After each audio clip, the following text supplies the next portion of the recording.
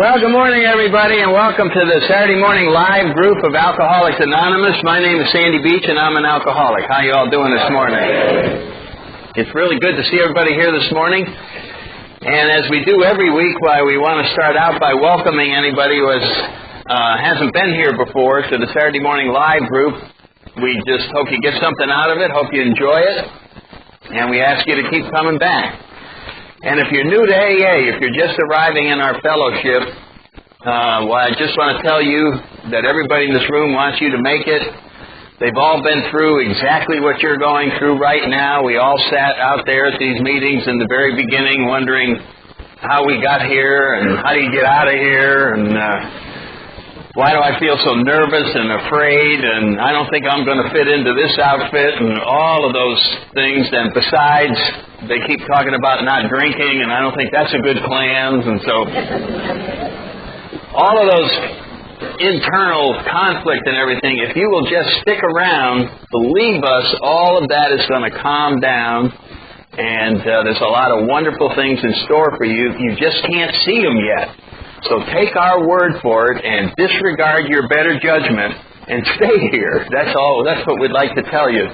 And then later on, you can make the judgment as to whether or not all this is happening or not. It's customary to start our meetings with the preamble.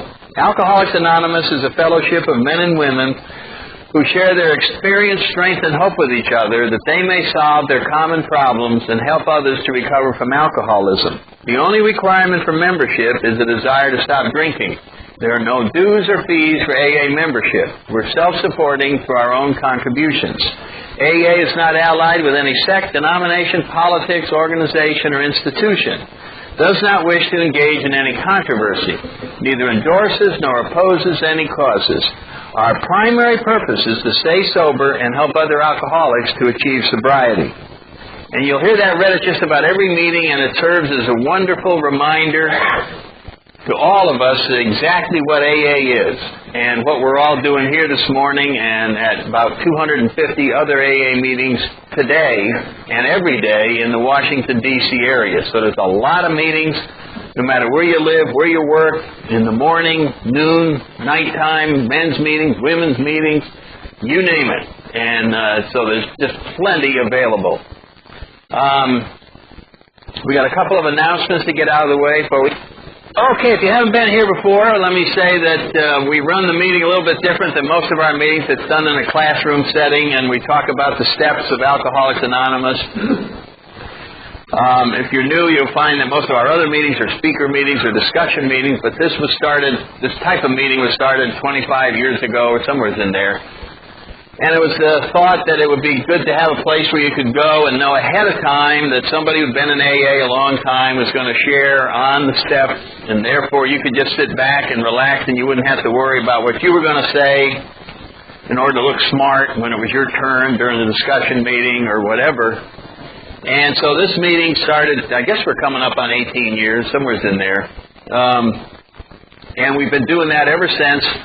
I think the other meetings all go through the steps 3 at a time, but we shifted over to 1 at a time. So the format here, and we're on step 12 today, and that'll complete the cycle of the steps.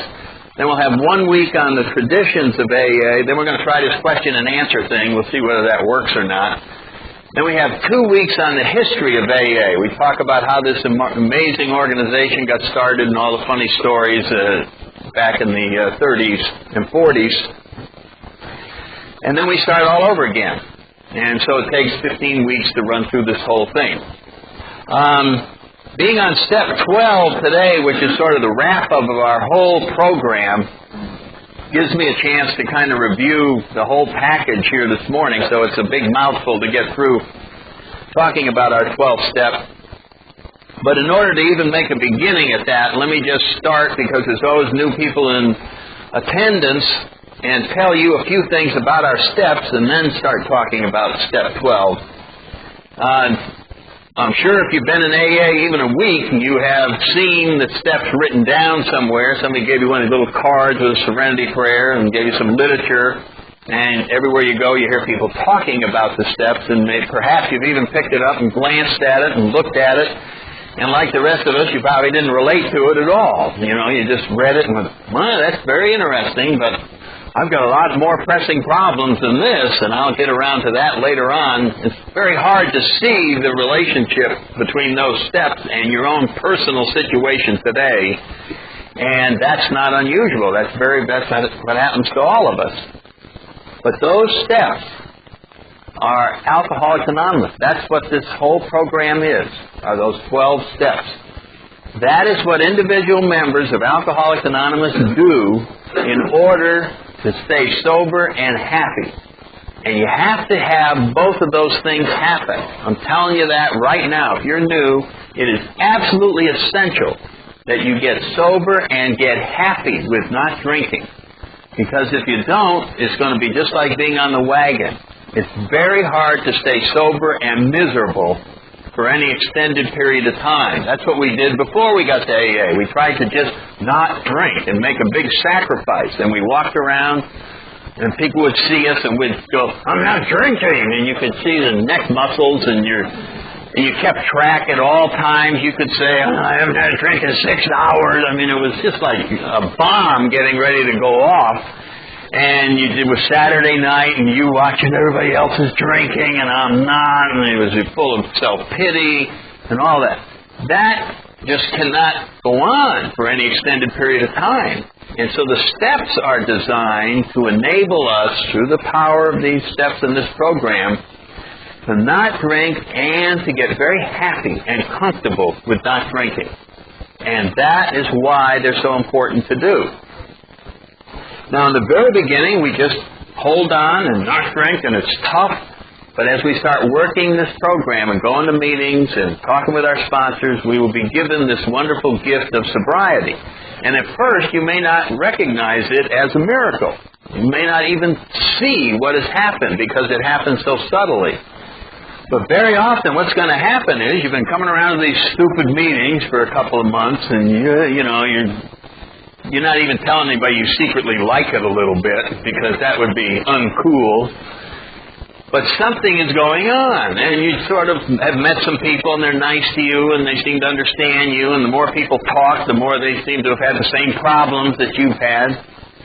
And then something very unusual happens, and maybe you've been coming around 2 or 3 months, and all of a sudden it occurs to you that you forgot to worry about drinking last week. You forgot to worry about drinking. It's almost like you had a mental breakdown or something like that. Because you have been obsessing about alcohol for years.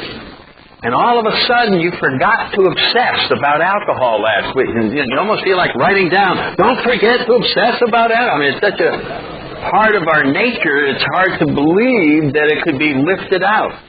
But that is exactly what a spiritual solution looks like. Something that has been bothering you for a long time stops bothering you, and you don't understand why. It is very different than the intellectual solutions we've been used to before we came here. We're used to problem solving instead of problem removing. We like to figure things out. We assumed we would come here and learn all about alcoholism. And we would study and learn what it does to our liver and what it does to this and what it does to that. And instead, we come in here and we surrender to alcoholism. We just surrender to it. We don't have to learn anything about it except that it's going to kill you if you keep drinking. It doesn't matter why we started or what causes alcoholism. It's irrelevant in the spiritual world because we're simply going to work towards its removal.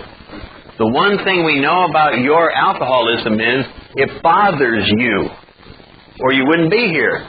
It is causing you a problem, and that is your alcoholism. Whatever it is doing to your life, it's probably very similar to what it did to everybody else's life, but it's causing a lot of problems. And this program will show you a path to follow that will cause those problems to stop happening without figuring them out. Now, a lot of times our intellect doesn't want to accept this kind of an answer. I don't like stuff just being removed. I want to figure it out. Clancy from the West Coast talks about an alcoholic who was on the Titanic is standing up there as it's going under, and the lifeboat is sitting right here, and he goes, I'm not getting off this baby till I figure out what happened. You know what I mean? I want to know what caused this crash, then I'll get off. Then I can let go of it. We have a slogan, let go and let God. It works 100% of the time. We just don't want to let go. You mean simply let them off the hook? When we're talking about resentments to other people? Just let them go? Wait a minute. I got a judgment here. I got to think this through. I don't want to just be free of all my problems. I want to hold on to them till I figure them out. You see what I'm saying? Our intellect isn't used to this type of an approach where you can be set free from your problems without figuring them out. We like to analyze everything. We like to figure everything out. You will never figure your alcoholism out. They've been trying to figure alcoholism out since I got sober, and I don't think they're any closer today than they were 30 years ago. I think trying to figure alcoholism out is about similar to figuring sadness out. When they come up with a cure for sadness other than a higher power, then I'll know we're on the track. Other than drugs, we all knew how to cure sadness back when we were drinking. So anyway, we all have this in common, and we come in here and we are given this plan for living called the 12 steps. And the main thing, we talk week after week, the main thing this plan does, it stops your plan. We have a thing in our chapter 5 where it says, old ideas availed us nothing. You and I put together a plan for living before we got here. And it was a combination of our childhood and things we learned in school and things we learned from other kids and things we learned off of bathroom walls and things we learned in movies and things we learned in churches, and all kinds of stuff got put together in our head, and that was our perception of the world, and we put together some rules for living, and that was your little code of how to live. And most of us were proud of our code because we put it together. But what's pointed out when we come into AA, we don't analyze your code at all. Matter of fact, we don't even want to hear about it. What we do observe are the results of your plan for living. And generally, they aren't too good. You puke every day, you have no friends, you're afraid of your own shadow, your family doesn't want to speak to you, the police are looking for you, bill collectors are looking for you all over the place. You're thinking of suicide, but you want to hold on to the plan. You see what I'm talking about. Actually, it's basically a pretty good plan. It's just got a few little areas that need, and from our perspective, we feel you should get as far away from that plan as you can. That's our feeling. And so when we start this, the idea of trying to live by the 12 steps, one of the great things that happens is we stop doing the old plan. Just stop living that way and try this. And so that's one of the big pluses. The other thing is, this plan gets wonderful results. So you don't compare the theory of your plan for living with AA's theory.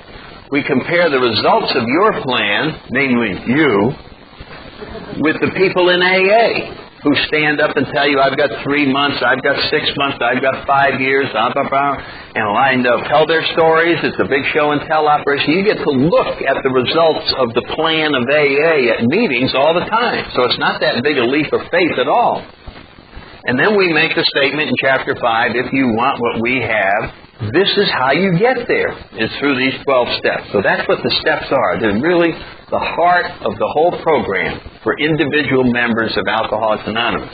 Now, the meetings and the sponsors and all the rest of these things, this is the atmosphere within which we encourage and push each other to keep doing the steps. Because no matter how long you've been sober, the steps will never look like they work. They don't look like they work. Meetings don't look like they work. Church doesn't look like it works. It doesn't look like I'm going to walk in there and then when I walk out I'll feel better. You know what I mean?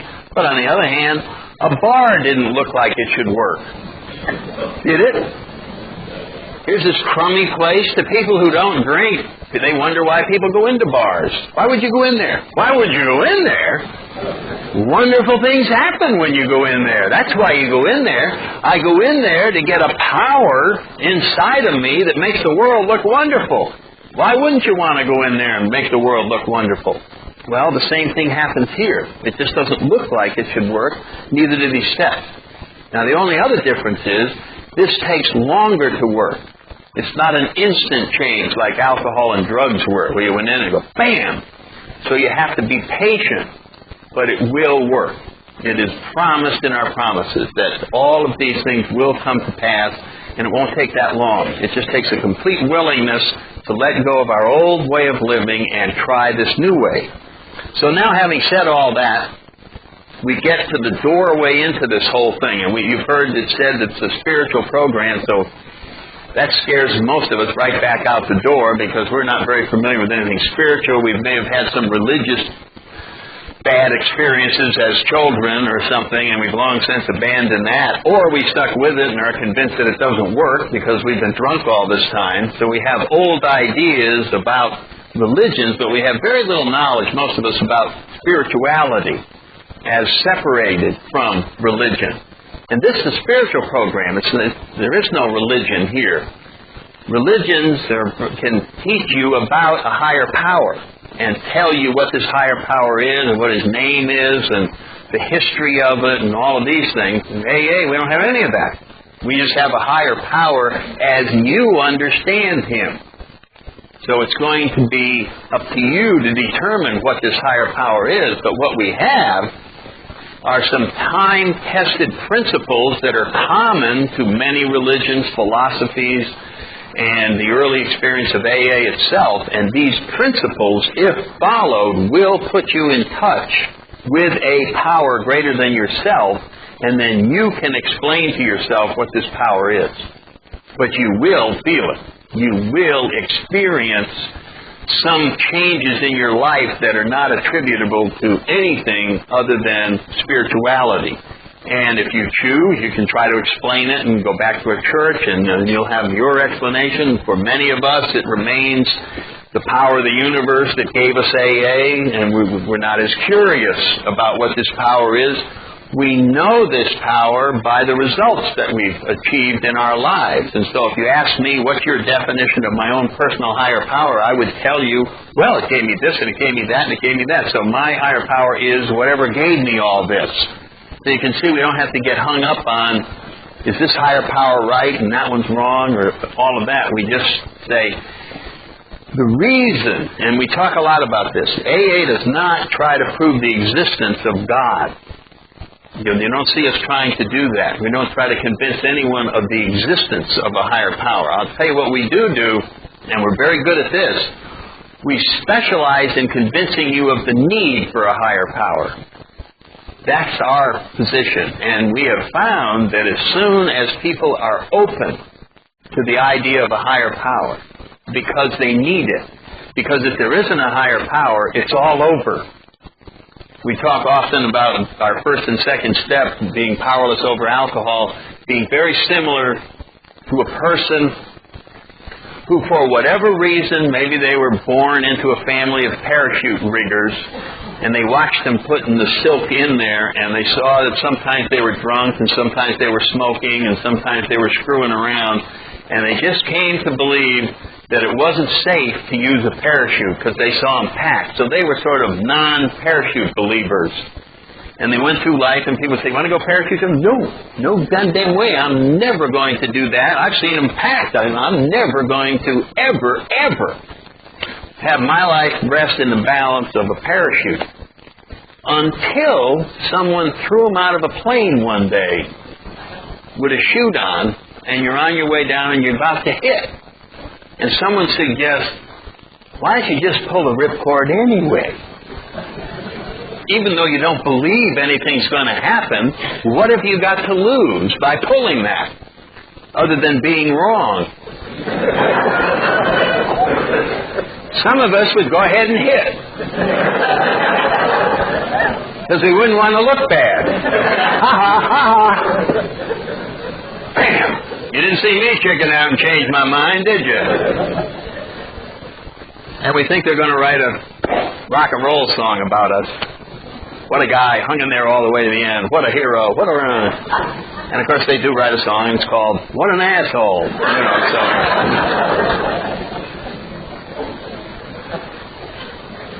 So this is how our spirituality begins in AA. We come up against a situation in our personal lives through our drinking where we suddenly realize we're going to get hurt real bad if this doesn't stop.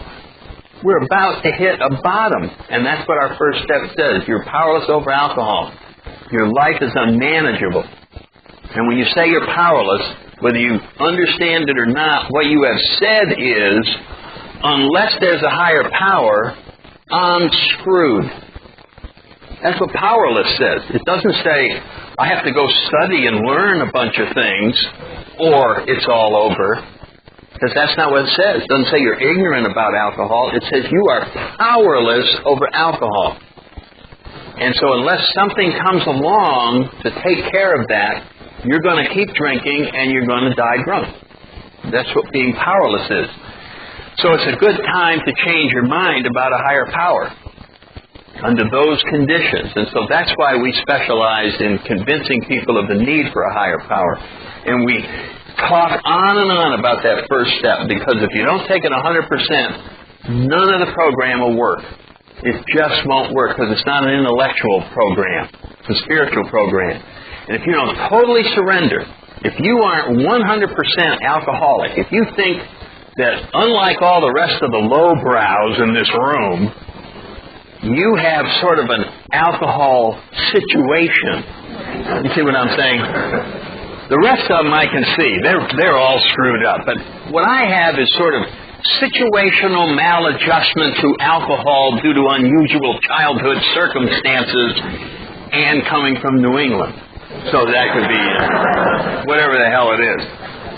So you sit in the middle of meetings sort of separate from the rest of the crowd, but you don't tell them that because you don't want to upset them. So you sit in there, but in your mind, you're just a little bit different.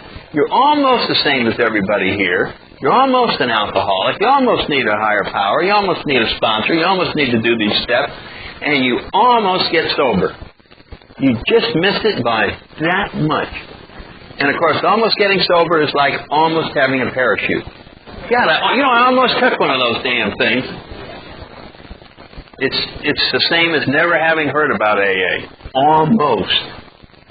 And so that's why we say we have to do that first step 100%. Totally surrender to the fact that we're powerless over alcohol. And that means we're powerless when we don't have any alcohol in our system. And a lot of times we have to explain that to new people. The problem is not that when you drink, you get all screwed up. The problem is when you're sober and you understand everything there is about yourself and your problem, you still take the first drink. And there's nothing that can stop you from taking that first drink. That's what being powerless over alcohol is. Alcoholism occurs when there's no alcohol in your system. Alcoholism occurs when there's no alcohol in your system. There's a drop. Hasn't been any alcohol in your system for a week. Now alcoholism attacks. And it says to you, go have a drink because life is so unbearable, you need relief from life. And besides, this time it's going to be different. This time you're not going to get in all that trouble. This time, then you go in and get all screwed up again. And so that's what being powerless is. And believe me, there's no way to get out of that on your own. So we surrender to that, change our mind about a higher power, and then our whole AA journey takes us to step 12. The whole point of joining Alcoholics Anonymous and moving all the way through the steps is contained in 2 words in the beginning of our 12th step. And the beginning of our 12th step says, having had a spiritual awakening as the result of these steps, we tried to carry this message to alcoholics and to practice these principles in all our affairs. And the key word is spiritual awakening. Having had a spiritual awakening as the result of these steps. So the steps, starting right from the beginning, are designed to do one thing, to cause a spiritual awakening. So what do we mean by that? Is it some great bush catches on fire in front of your eyes and you go, whoa, look at that. No, that is not what is meant by that. What is meant by a spiritual awakening is a profound personality change, where a person goes from being a frightened, angry, resentful, negative person whose view of the world is one of great turmoil and trouble, into a very positive person whose view of the world is very positive, bright, happy, and joyful. And nothing in their lives changed. They still don't have a job, or they still are going through a divorce, or they still haven't solved their financial problems, and they're still going to the doctor for some health problems. But for some unexplained reason, they're happy about it. They're positive about it. So the person changed from this one personality to this other personality, and there's no external reason for this change, so it must have taken place inside. A tremendous dislocation, as Bill wrote about.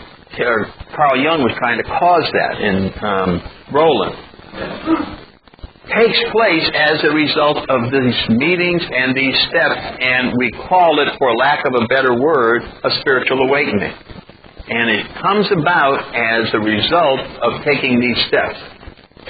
So Bill writes in our 12 and 12 that the rest of the steps are how we prepare ourselves to receive this gift, because it is absolutely a gift. It is just given freely to anyone who makes themselves ready to receive it.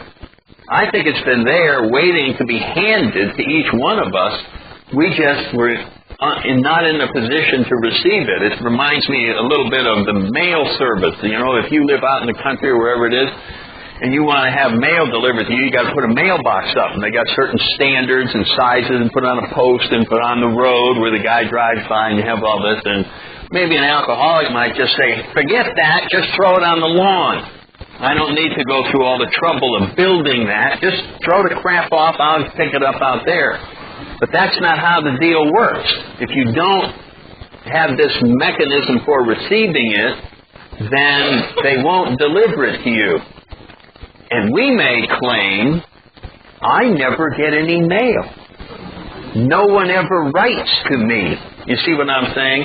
Everyone else gets mail, but I don't. And so when we close ourselves off spiritually to all the wonderful things that spirituality can bring, none of them can get in, causing us to honestly feel they don't exist. No higher power. I've never seen any higher power. I don't see this spirituality. I don't feel any joy come roaring through my life. I don't think that stuff is real. And from your perspective, my perspective, before I got here, it wasn't real. I never had a glimpse of any of this. So it caused me to think that people were making stories up, or that they were different than I was, or something was crazy was going on. But I have a thing called free will, which allows me to block out anything, even a higher power. I can block out, but I can't block out the need for a higher power. Even as I block out a higher power, the pain of not having a higher power inside of me magnifies. And I think a lot of times that's why a lot of us alcoholics think about committing suicide. That something inside of us is telling us that life is unsatisfactory, that something is missing in our lives, and we can't go on without it. And we misdiagnose what's missing, and we think it's sex, or we think it's another relationship, or we think it's money, or we think I got to move to Hawaii. If I was there, man, this pain would be gone. And it turns out that we misdiagnosed the pain, and the pain was spiritual pain. What was missing was a higher power.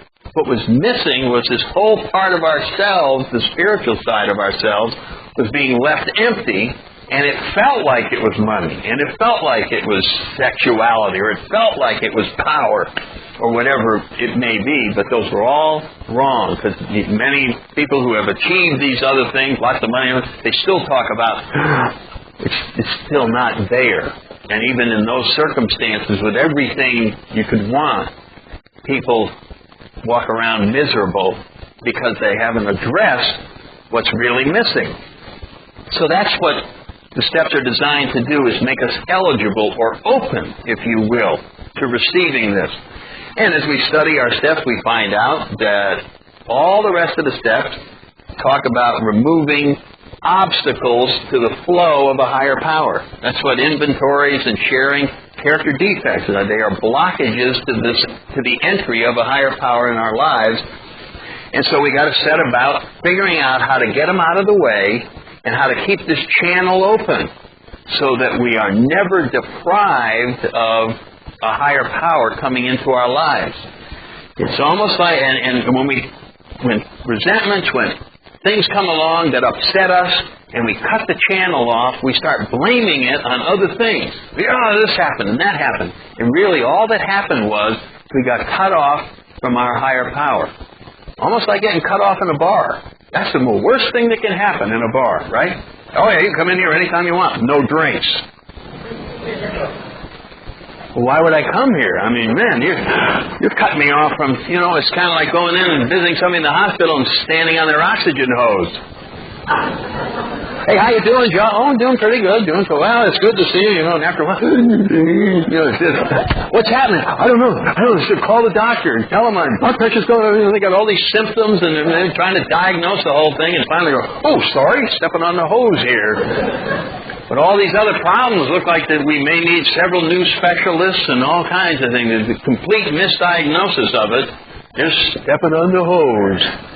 And the same thing here. We just go around diagnosing all the problems that we have. I got this, I got that. And then that's not it at all. Stepping on the hose down here. Get your foot off of there. And that's why we come back to meetings. And when you study Step 12, and Bill talks about all the different problems that can come into our lives, there's one answer. It just keeps coming back to this one answer. Oh, they just grow more spiritually.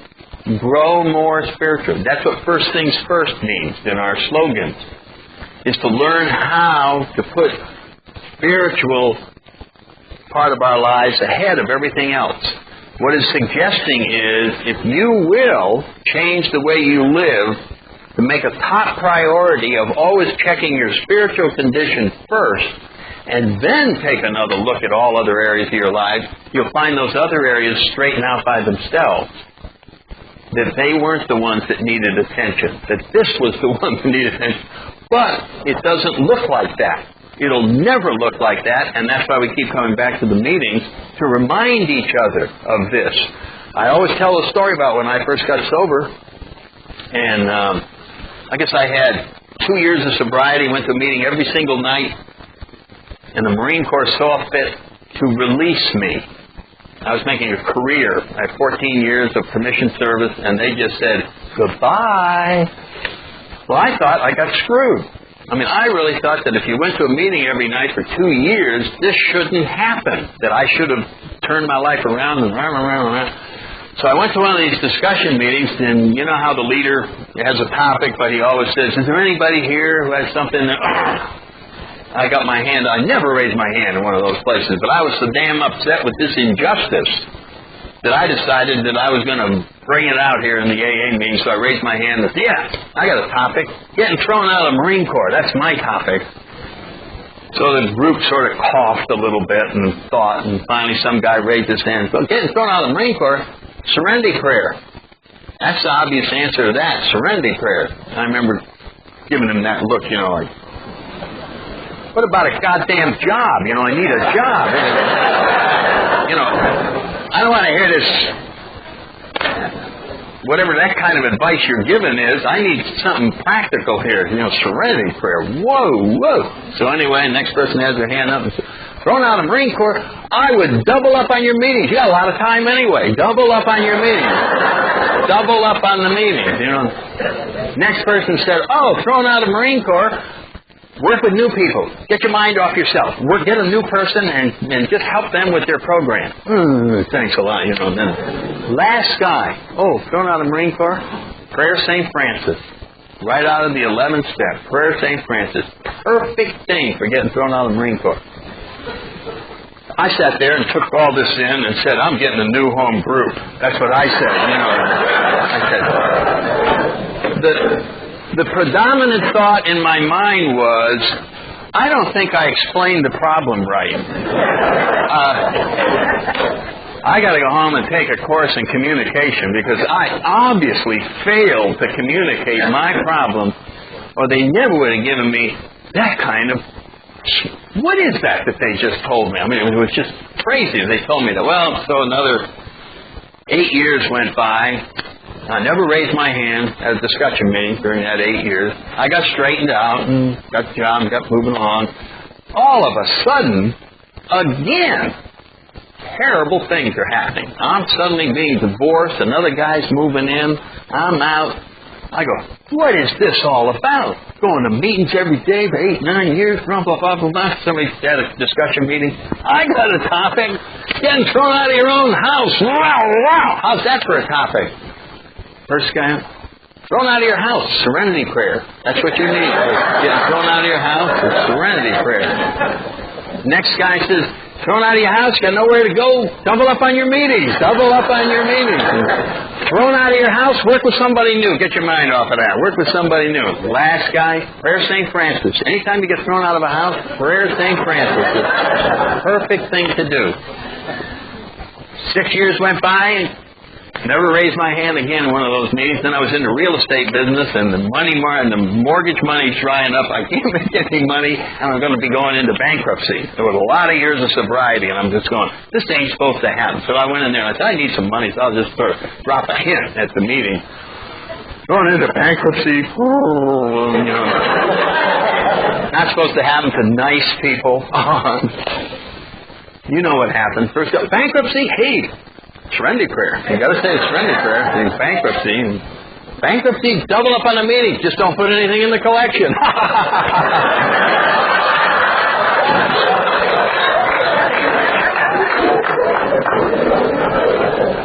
Work with new people. They can drive you to meetings. All right.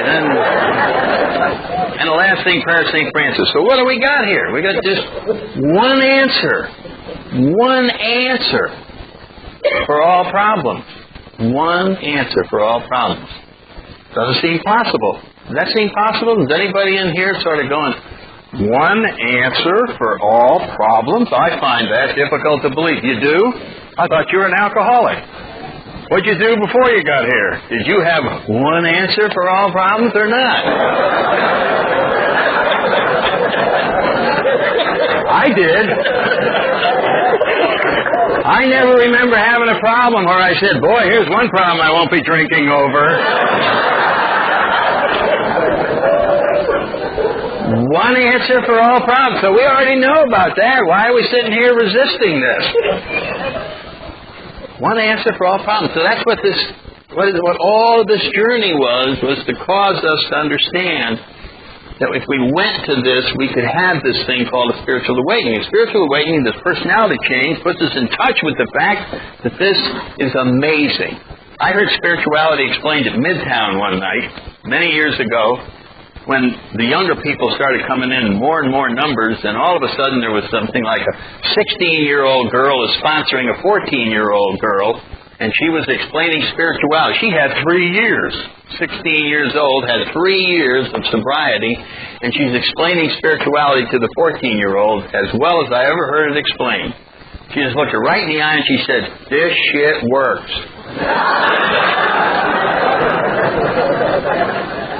Basically saying, paraphrasing what Clancy says, is that we end up taking a series of actions that we don't believe in. Of course we don't believe in them, because you can't believe in them until after you do it. That's what faith is all about. So we take these actions even though they don't make sense to us ahead of time, any more than drinking made sense ahead of time. Did drinking look like it could show you how to dance? Did it really look like that? You tell me if I drink that, I don't know how to do that? Are you kidding? How can you just drink that? Shut up. And there you were, Fred Astaire. You're out there. You intuitively knew how to handle situations that used to baffle you. So one answer for all problems is not. And so that's what that second half of that step is, one answer for all problems. But I did leave out carry the message to alcoholics. And that doesn't really need a lot of explaining, because I think that comes intuitively. That as soon as this good news hits us inside and you experience it personally, you really do want to share it. I've never met anybody who didn't want to go give this good news to the next alcoholic. It just needs to come. And there's a wonderful message to be learned about yourself when you experience this. When you find yourself running over, and you've only got 2 months, and here's some guy with 1 week, and you can see that he's right where you were 6 weeks ago, and he's thinking of leaving. And you have the most power to stop him of anybody at that meeting. Somebody with 30 years goes over and talks to him, he's going to say, who the hell is this weird guy? But if somebody comes over with 1 month more than him, hey, pal, I just got here a month and a half ago myself. Now, let me tell you what's going to happen, and you can tell him what he's going to feel like the next 3 weeks, and everything, he's going to cling to you like glue. And this is tremendous power that you have. You have the power over someone else's life. You can exert a tremendous amount of good in someone else's life. The strange thing about spirituality is all of the very negative, the worst parts of you that you couldn't stand turns out to be your special gift to save the next person. Because that's what they connect with. They connect with your awful past and the recovery that you've made, and that's why you can talk to them when psychiatrists can't. So it turns out our alcoholism, all the ugly, filthy, rotten past that we have, is the wonderful spiritual gift that we pass on to the next person, and that's why they cling to us. Because they know we came out of the same cesspool that they're trying to get out of. And so isn't it ironic that very awful part turns out to be the most wonderful thing that we can pass on. And we just go, come with me. I've been exactly in that hole that you're in. I can show you how to get out. And there's a wonderful joy in wanting to do this. Now, when that happens to you, think about it. What is that in you that is reaching out to these people? I thought you were a self-centered, selfish, no good, who cares about the rest of the world person. Maybe you're not that at all. Maybe all that is just not the real you. Maybe for the first time in your lives, you are seeing what the real you is. It's a loving person. It's not a hating person. That's the wrong you. That's why you're in so much conflict. That's not who you are at all. You are, just like everyone else in this whole world, a child of a higher power who wants to give love and has been blocked by old ideas and by whatever got us here and alcohol and all those things. But the real you is going to be exposed by these 12 steps and cause this spiritual awakening and cause all these wonderful things that happen in this journey inward. And that's what this sobriety is a journey inward. And in closing, I always like to read something that I pasted in here. First of all, it's the last few sentences out of our big book. Abandon yourself to God as you understand God. Admit your faults to Him and to your fellows. Clear away the wreckage of your past. Give freely of what you find and join us. We shall be with you in the fellowship of the Spirit. You will surely see some of us as you trudge the road of happy destiny. May God bless you and keep you until then. And then some years ago, I found this song by John Lennon, and I pasted it into the 12 and 12, and the song was called Watching the Wheels. People asking questions, lost in confusion, well, I tell them there's no problem, only solutions. I'm just sitting here watching the wheels go round and round. I really love to watch them roll. No longer riding on the merry-go-round, I just had to let it go. And if there's anything we find here is, if you will let go of those problems and stay in the solution, the problems will go away. They will be lifted out. And if you're new, we hope it happens real soon. We got a great way to wrap this up with the Lord's Prayer for anybody who is here to join in. Who art in heaven, hallowed be thy name. Thy kingdom come, Thy will be done on earth as it is in heaven. Give us this day our daily bread, and forgive us our trespasses, as we forgive those who trespass against us. And lead us not into temptation, but deliver us from evil. For Thine is the kingdom, the power, and the glory, forever and ever. Amen. Keep coming back. It works if you work it.